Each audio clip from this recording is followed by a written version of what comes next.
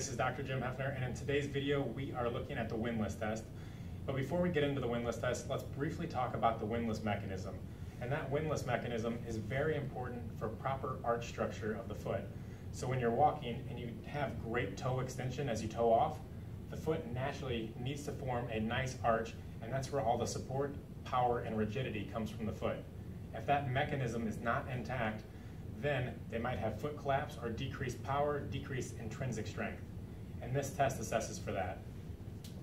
To perform the test, with one hand, you are going to grab onto the first metatarsal, and then with the second hand, you're going to grab onto the PIP of the first phalanx.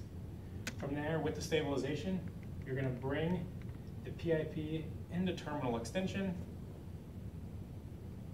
and a positive test is continued full extension of the PIP joint while he goes through that movement. And the reason that is positive is because the Windlass mechanism is not in effect if he can reach the full range of motion. Now the second part of that test is then going to be in the standing position. So I'm going to have Chris with both feet up here and his toes just barely hanging off the edge.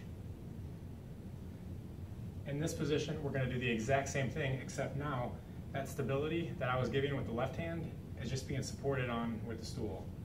Again, I'm going to take him into PIP extension, allowing the DIP to remain in flexion.